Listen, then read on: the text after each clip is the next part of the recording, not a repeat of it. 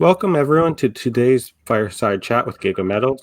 With us today is Mark Jarvis, CEO, and Robert Morris, Director, who will share their insights on the company's vision, strategic initiatives, and latest developments in the mining sector. Please feel free to submit your questions through the chat feature, which can be found in the bottom right corner of your screen. And for those of you who might miss portions of today's session, we are recording the event and will make it available for replay shortly after we conclude. Now I'll step aside and jump off the floor here and hand it over to Mark. Mark, please take it away. Well, thanks very much, Kyle. So really what this event is about today is, a lot of you know me already, but you don't necessarily know my board. And we've got a small but very strong board.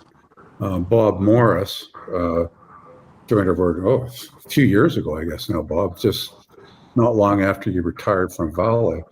And I was frankly quite honored to have you join our board. You could have gone anywhere at that point in your career. But for those of you that don't know you, I'm just wondering if you could go over some of the, what your career was before you retired from Vale. Yeah, sure, Mark. Hi, everybody. I was absolutely delighted to join the board. Maybe we can talk about that a little bit later. But my history, I've been involved in metals and mining and the battery material space for almost 30 years. Started my career with Sherritt back in the mid 90s, and that took me along a ride where I moved from Sherritt to Umicore. I spent 13 years at Umicore in various posts in various places across the globe, mostly in a commercial capacity and focusing on battery materials at the time, which was unlike today, where you have NMC and NCA. It was all lithium cobalt oxide, so LCO back then, but I was involved with the marketing of that. Spent some time in Shanghai, spent some time in Europe, and then I think it was 2005, I moved to Vale, which was Inco at the time, where I held various positions for nickel, copper, cobalt, both on the trading side as well as on the operational end of the business. Did 6 years in Japan, where I was the country manager for Vale Base Metals, and then I ended up in Toronto in 2013 as the EVP for sales and marketing for the base metals division of Vale, where I was accountable for the marketing of all of the base metal products, including nickel, cobalt, PGMs, precious metals, and copper. So after that, I took a retirement at 55. Was the earliest time that I could retire. Now I'm actively involved with commodities trading, mainly on the battery metal side for a Swiss trading house called Techmet Mercuria. Wow, that's it's quite a resume. And for those in our audience that don't know, Vale is the giant mining company out of Brazil, primarily iron ore, but they're the company that bought Inco, and for a while at least was the largest single company producer of nickel in the world. I don't know if that's still true. Perhaps Norilsk is ahead now. Yeah, actually, the we before I retired from in 2019, Vale was the largest, but since then, I think many people would be surprised that the largest nickel producer in the world when it comes to from a non-mine perspective is actually Tsingshan from China with their activities they have going in Indonesia. When you look at it from a mine basis, it's still probably between Norilsk and Valley. I'm not sure. Yeah, it's pretty close. It was always pretty close between those two. So, then you took retirement from Vale, and I think you joined our board like 2 weeks later. Now, I know that one of the connections was Martin Vidra, who I guess you knew ever since Sherritt days, but you also were sort of friendly competitors when you were marketing base metals. He would go to Tokyo, I understand, and you would compete with each other selling nickel and cobalt to end users, but then you'd go and have dinner. So exactly. you knew Martin a long time. That was kind of the introduction.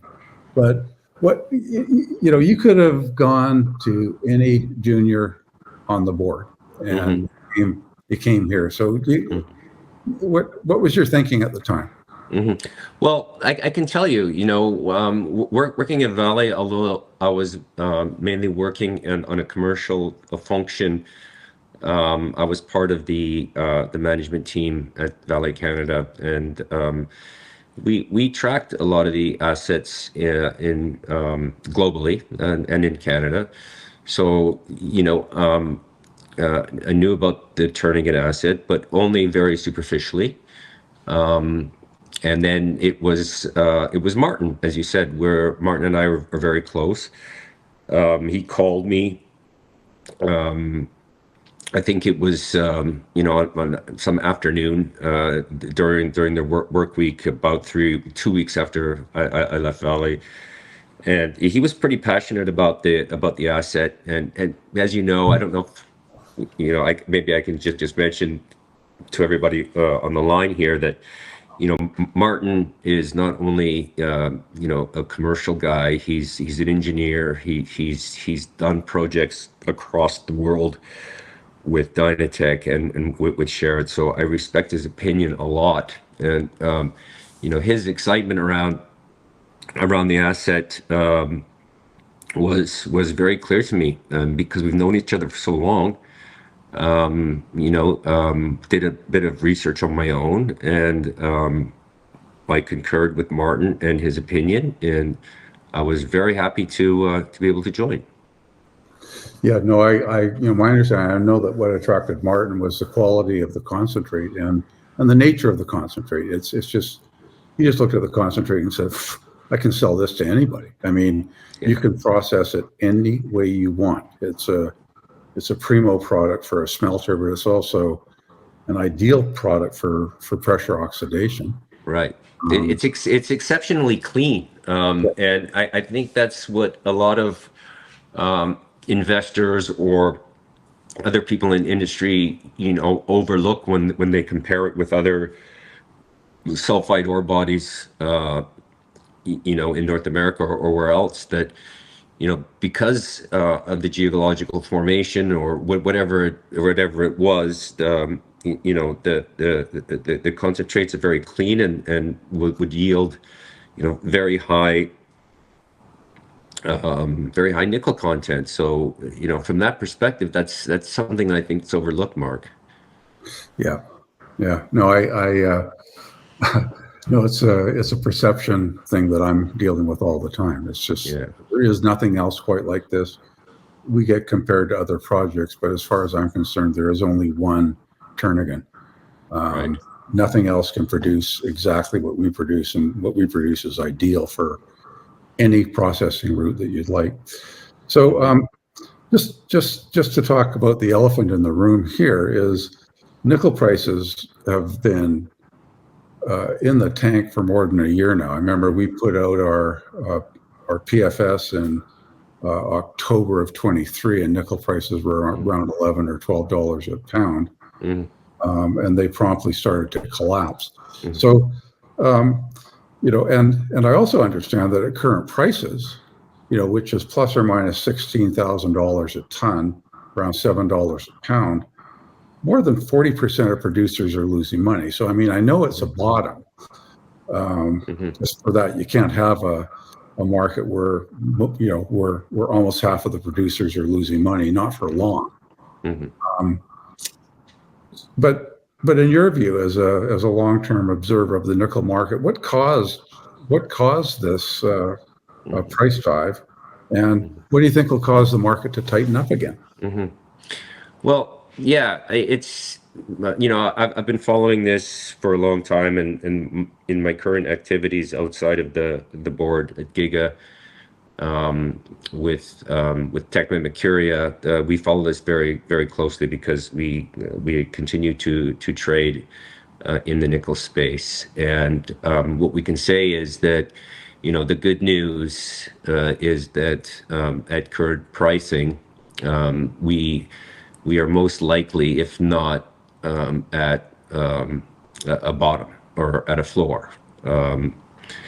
Because at 16,000 or 15.5 per ton, per metric ton, not only are 40% of the producing parties underwater, the other 60%, or let's say the middle 30%, are not making money at all.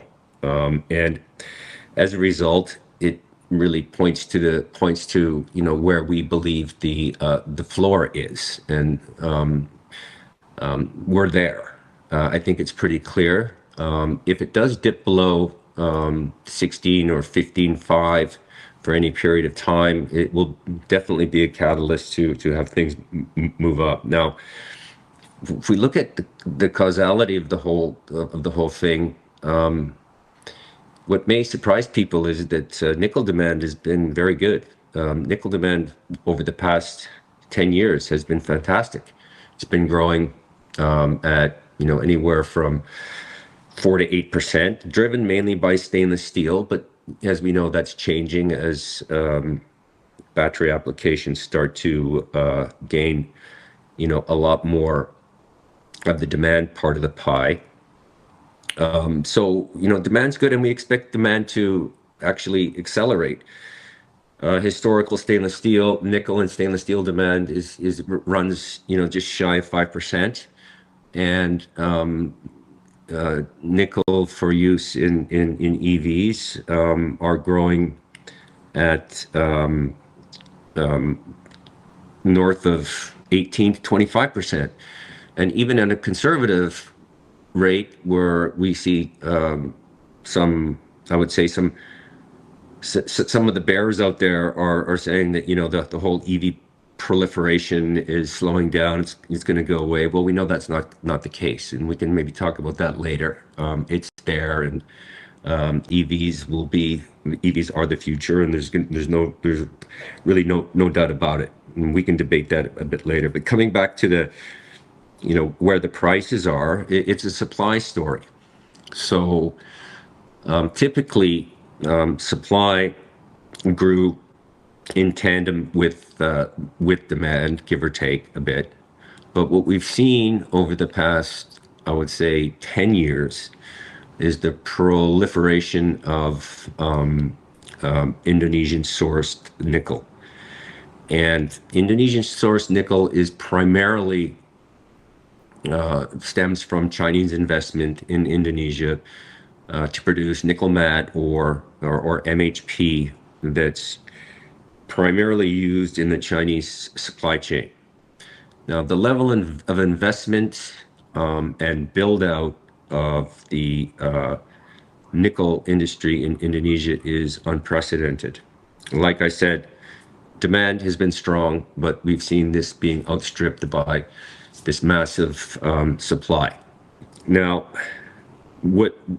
if we look at where we are today in that scenario, there's a ton of stressors on that supply, whether it would be EHS, or whether it would be sustainability, whether it be biodiversity in the Indonesian forests that are starting to cause concern of a lot of the citizens and a lot of the NGOs that are out there. Securing enough sulfur to provide for acid plants on the HPALs. It's this growth rate cannot continue. I think it's pretty clear Right. because as you grow, if you're going to grow 10% a year, that 10% becomes a lot bigger every year.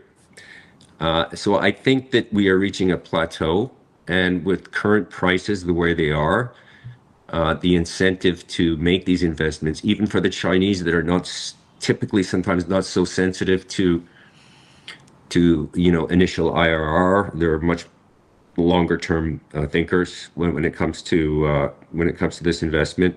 That it's really starting to slow down, and it will probably plateau in the next year. So just I think that how we've gotten here was pretty clear. It's not a demand thing. It's a proliferation of supply coming out of one country in one region in Yeah. the globe. And two things about that, Bob. One is that they're not all making money either. There's Indonesian producers that are losing money, at current prices. I understand. I mean, Absolutely. I Yeah. mean, HPAL ain't cheap. I don't care who you are. It's not cheap. No, And and there's inflation. Yeah, and the inflation. You're right. So I'm saying that at least half of those guys in Indonesia are struggling at this point. yeah, They can maybe cover their cash costs, maybe they cover their fixed costs, but it's not a long-term business. There's no long-term business case there at current prices. well, And yeah, and then not only that, but I was reading quite a good in-depth UBS report, in fact, that you sent me, that the grades are dropping in Indonesia, and also the grades are dropping even faster in the Philippines, which yeah, has become quite a large source of supply of ore for the Indonesian industry. So yeah. grade drops, prices go up, so it's like it's already tough. They've overshot in terms of building supply. Um, and then the other thing is this UBS report talked about, well, they're going to have to do more exploration. Well, the problem with that, and as a guy that's been in the exploration business most of my career, the stuff in Indonesia ain't that hard to find. Yeah. It's basically, it's you've got a lot of nickel in the soil at surface. Most plants don't like nickel. Hmm. And so the vegetation that grows on these nickel deposits is unique. Hmm. And all you have to do is fly around and look for certain types of vegetation and you Hmm. find it. So it's not like it's hard to find. It's not like there's any mystery about where it is. It's been found. And Hmm. and that's part of the current problem that we're in, is that they have found so much of it Hmm. so quickly. But then again, as with every single mining camp in history, you take the easy stuff first, you take the highest grade first, Hmm. and then so the longer you mine, the more marginal your resource becomes. And they're going through that cycle just like everyone else. Yeah, So, I mean, and even the Indonesian authorities understand that. I mean, they've started to clamp down on their mining permits because, depending on which grades you're talking about, and what type of laterite you're speaking about, the depletion rates are tremendous. I mean, if you're looking at the laterites that are used for NPI, for example, some people are saying, I think in the UBS report it may have mentioned, but you've got no more than 10 or 15 years of mine life there. And that's a disaster yeah. because it won't be able to support the current run rate of the plants that are already in operation. So I think they're starting to realize that the other thing besides ore grades is just inflation. Inflation around building these plants, inflation around the inputs, whether it be coal, and then Sulfur. also sulfur, and also inflation around emissions. I mean, Indonesia they must do something about the fact that what they're producing is very, very CO2 intensive, and it's destroying swaths of the land in terms of, we spoke about biodiversity and things like that. I mean, they understand that, and the only way that they can mitigate that is put in enforce rules around emissions. Emissions control is tremendously expensive. We did it in Valley, I think, in Sudbury for the sulfur gases. It was a $2 billion endeavor. So, inflation around the whole complex and the future growth in Indonesia is going to bring it up to more or less a level playing field with jurisdictions around the world that need to do this, whether it be Australia or Canada. I mean, you name it. So that the playing field will level, and faster than we think. Yeah, I agree with that. The only question, I guess, is timing. Are you going to take a shot at giving me like when do things start to tighten up? Well, I think we're seeing a lot of the signs right now. Where it's clear. A lot of the information that we get out when we reference that UBS report, which I think is really good, because, and if people haven't read it, they should read it. UBS is one of the only banks that have feet on the ground in all of these jurisdictions. So they're there. They're not reading this from the news. They're not taking secondhand information. These guys actually went and visited every single nickel mine that's operational in the country. It's hundreds. So what they're saying is that we are reaching that inflection point. Now, when will it actually start to show up in terms of prices? Because there's always this lag effect, right? It could be 25, it could be 26. Certainly by 27, we will be in a deficit.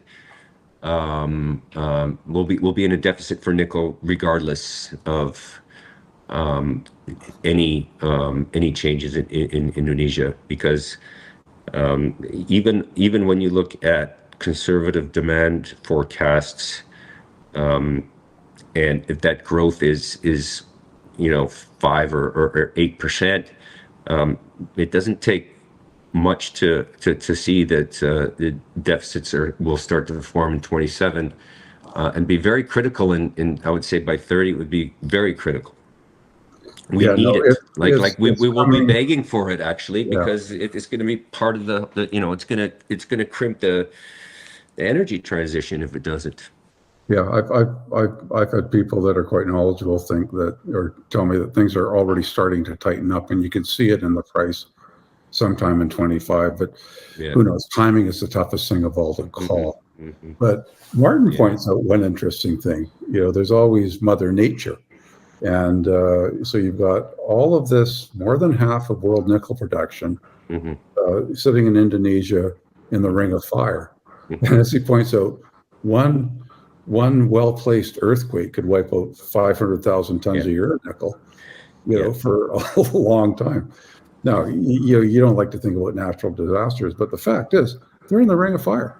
And that's an earthquake-prone region. So there's that. It's not only earthquakes. It could be disruptions. It could be geopolitical events. And when we trade this stuff, the company that I work for now, we look to see if anything is asymmetrical in nature. And what we do see is that there is so much more upside than downside, because there's not much downside to current prices today. There may be 5%. 10% downside from here, but even that's hard to fathom.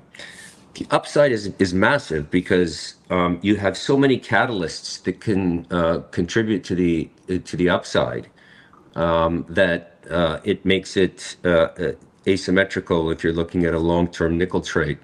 So, and one of those, like you said, it could be an earthquake, it could be new regulations around mining. It could be a number of different things, and they're all there. And each one of those can be a catalyst for a 10, 15 to 20% increase in price. So we see that as very, very positive. let me give you a potential demand side catalyst. This is a quiet little story that I read about a month ago. I don't know if you've seen this, but LG, the giant South Korean company, they had an article in one of the Nature magazines, so highly respected publication, peer reviewed, and they've come up with a membrane that they can put in a nickel-based chemistry battery that goes between the cathode and the collector. And this membrane is like a nanometer thick, and it lets through all of the electrons until the temperature starts to rise. And then as the temperature goes up, this membrane stops letting the electrons through until it stops completely. So, basically, the conundrum in the battery business has always been, you want range. For range, you want energy density. For energy density, you want to pack as much nickel as you can into the cathode because nickel has excellent energy density. But the more energy dense you get, your range goes up, but the more unstable it tends to be. And so you end up with thermal runaway. And so, LFP has been, really advancing quickly. And part of the sales of LFP batteries, lithium iron phosphate batteries, is that they're safer than nickel-based chemistries, but they'll never have the range of a nickel-based chemistry. So, but this development by LG takes care of thermal runaway, and they're saying it's scalable and scalable rapidly. Like they could be introducing this into batteries like soon, in a year or so. They did some tests where they had battery packs and they dropped 20 kilogram weights onto them. And with the battery packs without membranes, 100% of them burst into flames and experienced thermal runaway. The ones with membranes, 70% of them didn't burst into flames. And the 30% that did burst into flames, the flames got extinguished very quickly. And then this membrane, if the temperature comes down, it reverts to its original state. It starts letting the electrons through again. So it's not a one-way street for that. And I read this quiet little story, and I was, Bob, I don't know about you, but I was electrified.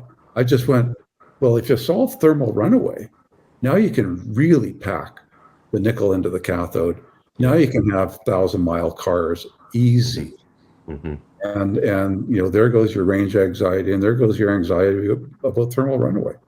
So there's something that could reignite, it's already a strong demand. You could put that demand into overdrive. Anyways, there's all this stuff brewing. We're definitely in a lull right now. Yeah, but, when you speak about when you speak about LFP, it's interesting because LFP was actually invented, I think, in North America. I know that Hydro-Quebec had several patents on this material, and it ended up that it was basically thrown aside and left to the Chinese to further develop. And look, I think that if it wasn't for LFP, we would be in big trouble right now because there just wouldn't be enough nickel or cobalt in the world to be able to supply the current amount of vehicles that are out there. So it's great. However, I think that the nickel-based chemistries, whether it be NCM or NCA, are by far and away a better chemistry when you talk about, like you said, when you talk about energy density. You do have issues around instability of it as you pack in more and more nickel, which you want because nickel has the highest energy density of any base metal that is in abundance. And what we think, or what I think, and maybe we've spoken about this before, Mark, is that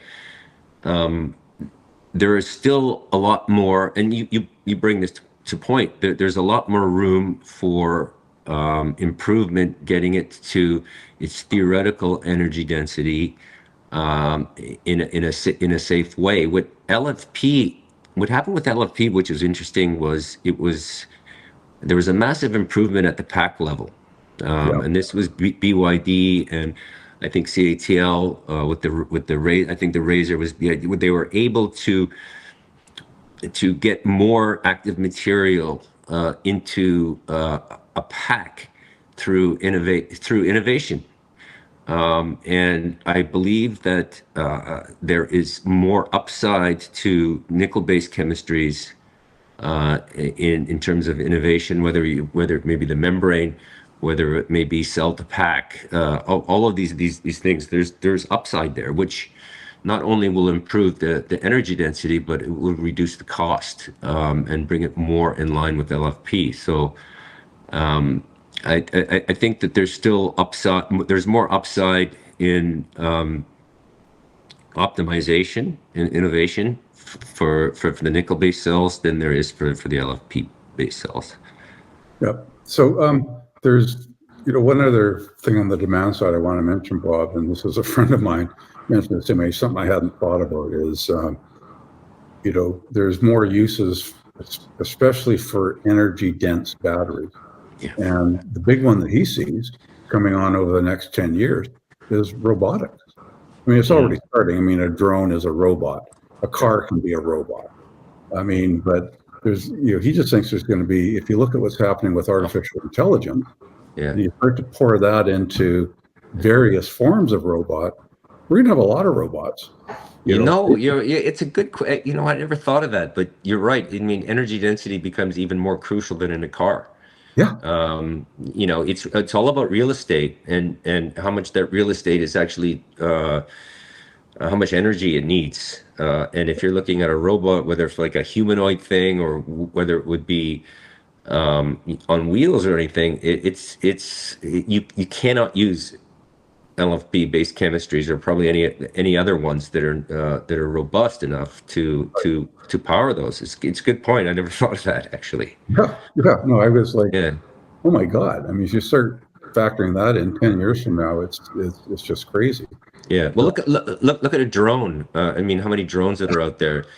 You need to have the maximum energy density because you need to keep it as light as possible. So yeah, I totally get that. Actually, I'd like to look into that a little bit more now that you mentioned that. Yeah, that's quite interesting. So just one other thing that I was thinking of before we get to questions from the audience. You spent a lot of time living in Tokyo. In fact, you're married to a Japanese woman. I know you just got back. Your son just got married in Tokyo. Yeah, right. So you're quite familiar with the culture. And, as you know, we've got Mitsubishi on as a partner. How important do you think that is to have a major Japanese company as a partner? Yeah, I think if you're looking at, the big guys, whether it be Mitsubishi, or Mitsui, Sumitomo Corporation, these guys make when they make investments, they're very methodical. They're not venture funds. They're not speculators. Typically, when they invest, they do it for the long term. It's not just a situation where they invest short term. Hopefully, the price goes up and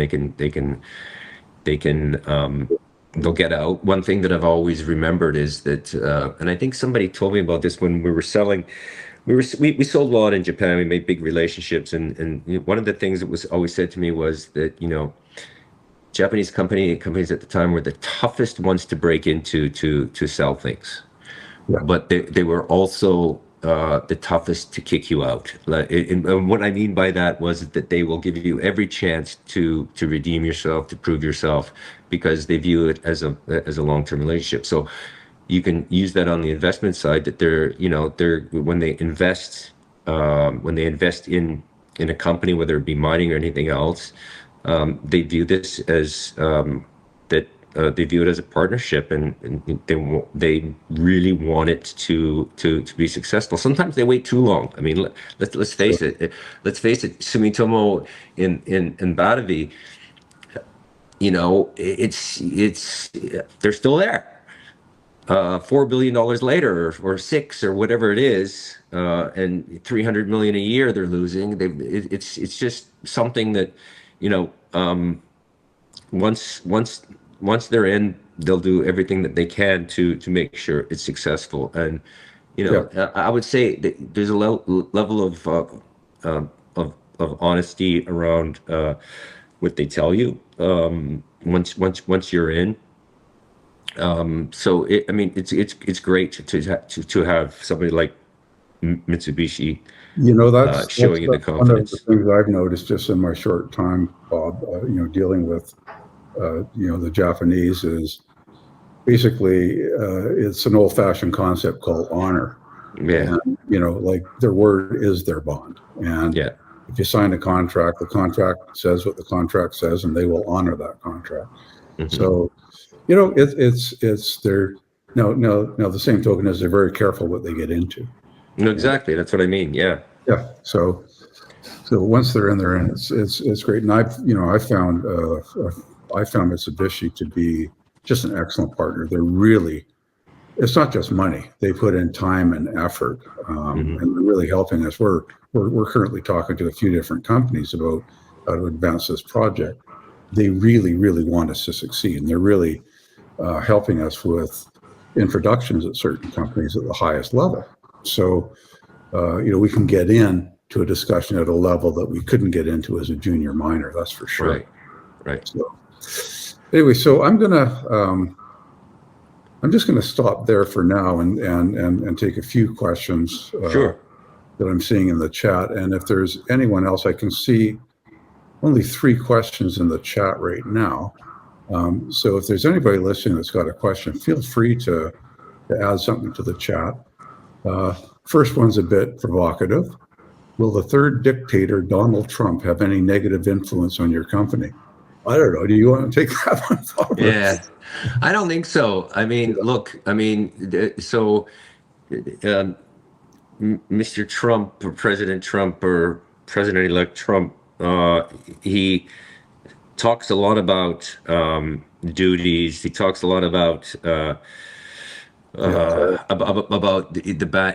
new green scam, he's calling it. But at the end of the day, the U.S. needs to have either self-efficiency when it comes to electrification, when it comes to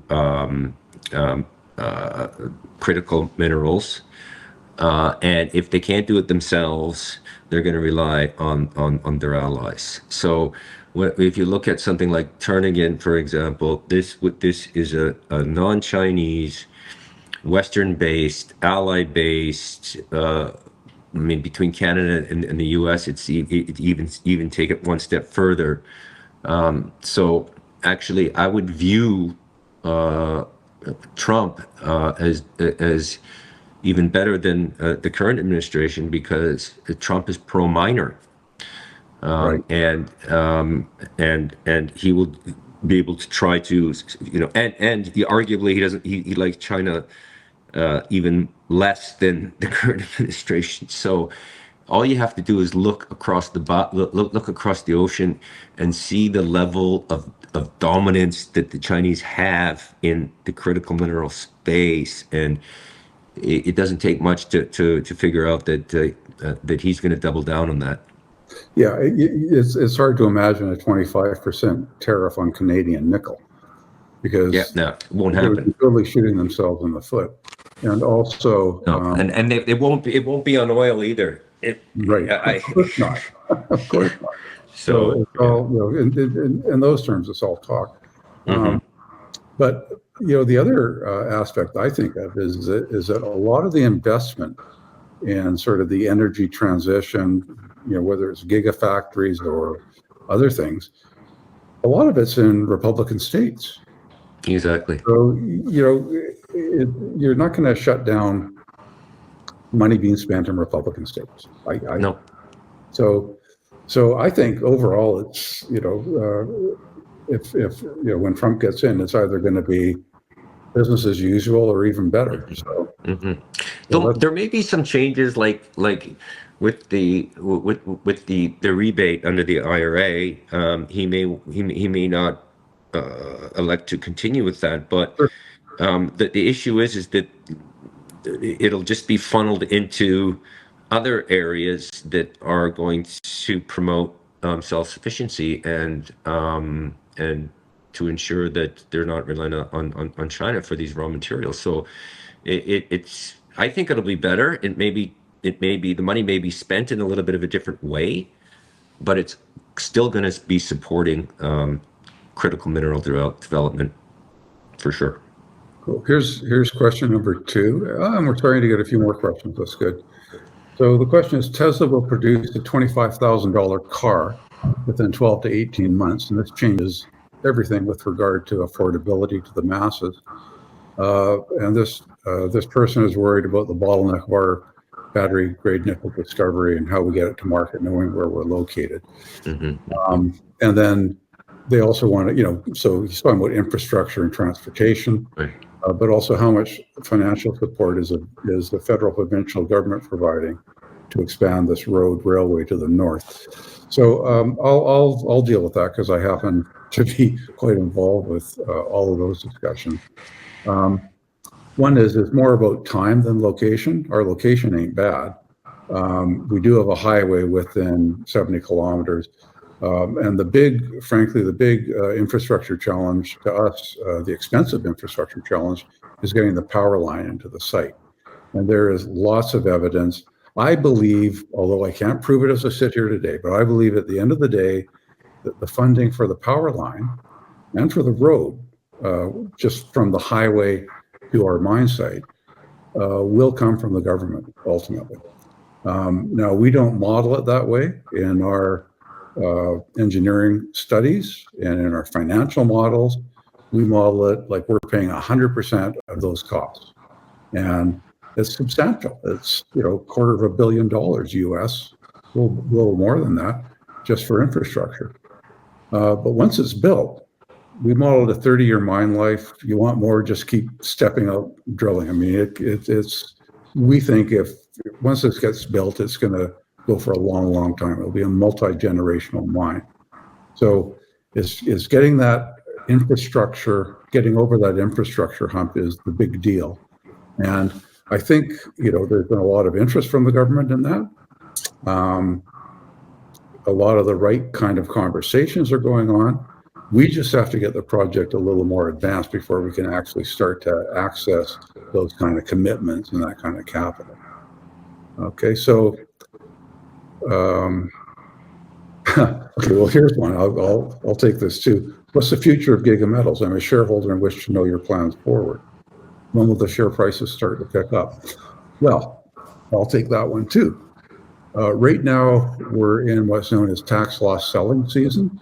Anybody that's got a portfolio and they got capital gains on one side of the portfolio, any stocks that are down are candidates for tax loss selling, because only by selling your position can you crystallize your tax loss and book it against your tax gains in a different part of your portfolio, perhaps your bank stocks or whatever. And so we are going through a brutal December right now. It just seems to be endless supply, and we're working with people. I know who a lot of the buyers are. We're just soaking it up. We're soaking it up cheap. I think once it's over, the last week of December in January, you're going to see, you usually do see, I'm not going to make a hard prediction about anything because, I don't know the future any more than anyone else, but usually in January, in this sort of situation, you do see a pop. And then future of the company,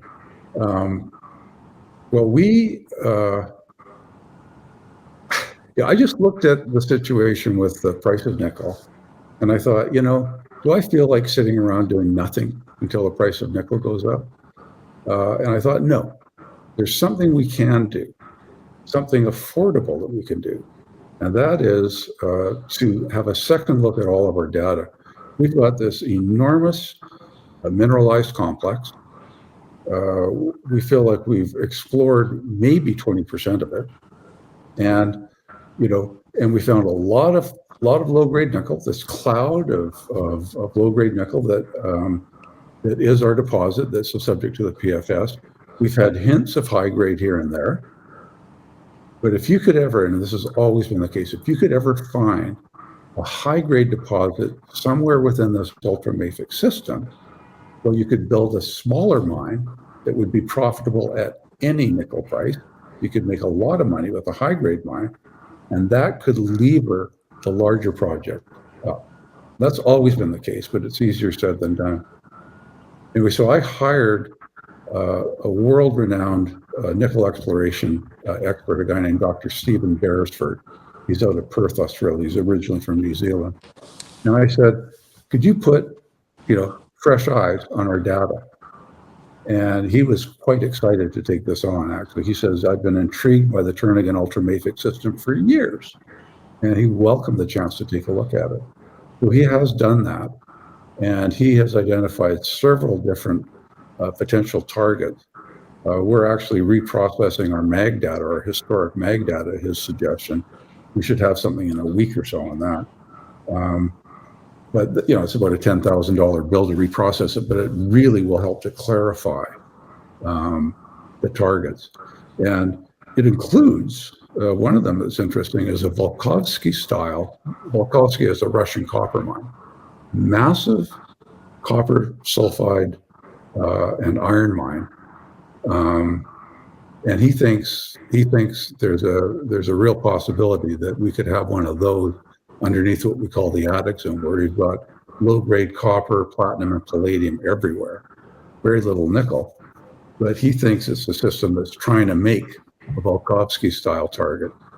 And anyways, so that's what we're doing. We're talking to mining companies about, working with us to do some exploration, and that could be exciting if we could take what we've got already and then add a high-grade mine, nickel, copper, anything on that site, then everything just explodes. So I just love the upside. I just love the optionality. So, okay, next question. Is Mitsubishi just a passive partner, or will they have participation in management? They're not a passive partner. We have meetings all the time. And they are on the board of Hard Creek Nickel. So right now, the structure is Hard Creek Nickel owns Turnagain. We own 85%, they own 15%. We've got 2 board seats, they've got 1.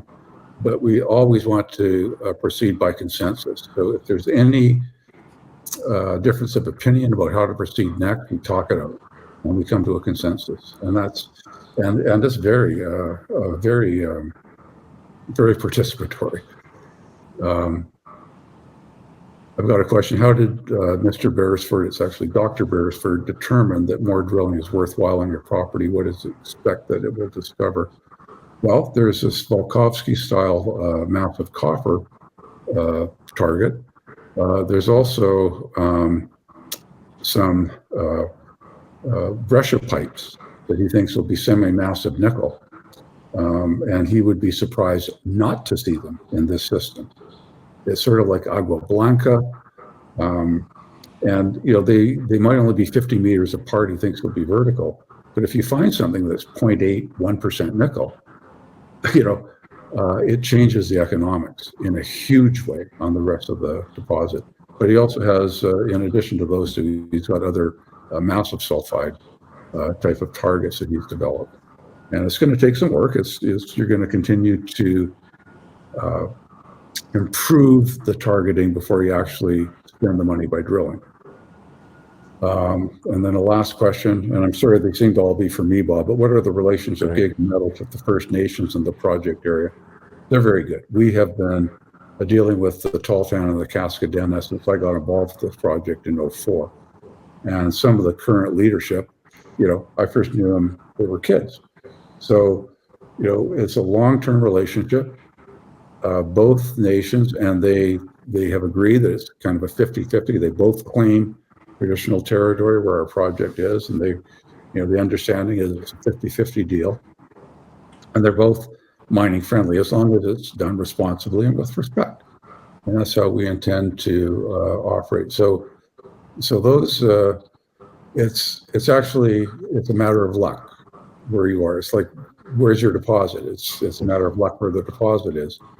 There are First Nations in Canada that are anti-development, but we're not dealing with any of those. It's not a free pass, nothing like that, but we understand the system, we understand the people we're dealing with up in that area, and relations are good. So that's it for the questions that I can see. Sorry, I kind of dominated the back half of that because they all seem to be for me. No, it's good. Those definitely were better place for you to answer. Okay. Bob, do you have any closing thoughts? No, I mean, not still. I mean, this is still a big believer, and I think if I can leave any final thoughts that prices are going to recover probably sooner than people expect, and that's something I believe pretty strongly. Yeah, I think so too. So we'll see. But in the meantime, I'm not going to sit around waiting for it to happen. Good. Yeah. It's good to hear that. Yeah. Okay. Well, Bob, thank you so much for doing this. I know that you're very busy, and it's just, I think, very helpful for potential investors and current shareholders out there to kind of know who's on this board. Yeah. Thank you for the opportunity. Yeah. We don't just have placeholders on our board. There's 4 of us, and I think there's a lot of experience and talent in that board, and you're certainly part of that. So thank you very much, Bob. Thank you.